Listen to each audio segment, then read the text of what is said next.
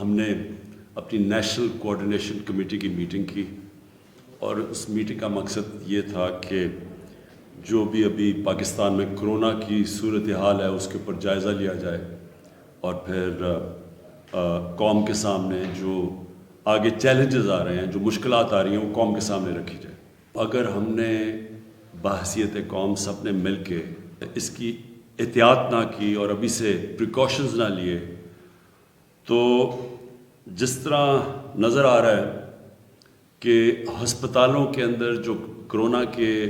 مریض ہیں وہ بڑھتے جائیں گے اور ایک ایسا وقت آ جائے گا کہ ہسپتالوں میں جگہ نہیں ہوگی۔ کیونکہ ملتان میں جلسہ ہوا تھا تو ملتان کے اندر 64% بسترے اب جو کرونا کے لیے رکھے گئے تھے 64% بستر بھر چکے ہیں۔ یعنی جب لوگ جمع ہوتے ہیں کرونا تیزی سے پھیلتی ہے، اس کے تھوڑے وقفے کے بعد یعنی جب ایک ایونٹ ہوتا ہے اس کا پھر ایک تھوڑا ٹائم لیگ ہوتا ہے، یعنی کہ ہفتہ 10 دن، اس کے بعد جب وہ افیکٹ ہوتے ہیں مریض تو اس کے بعد وہ نظر آنا شروع ہو جاتے ہیں ہسپتالوں میں۔ تو 64% ملتان کے اندر اس وقت بسترے بھرے ہوئے ہیں کرونا کے مریضوں سے، اور اس وقت 40% بسترے پشاور میں بھرے ہوئے ہیں کرونا کے مریضوں سے، اسلام آباد میں تقریباً 50%،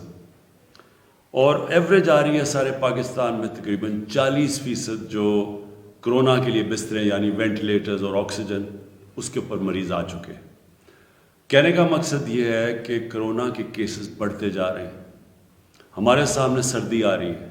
سردی بڑھتی جائے گی۔ مسئلہ یہ ہوگا کہ کرونا پھیلتی کدھر ہے؟ جب زیادہ لوگ جمع ہوتے ہیں کرونا پھیل جاتی ہے، لیکن جب باہر زیادہ کم چانس ہوتی ہے، کیونکہ جب باہر کھلا فضا ہوتی ہے اس میں کم چانس ہوتی ہے،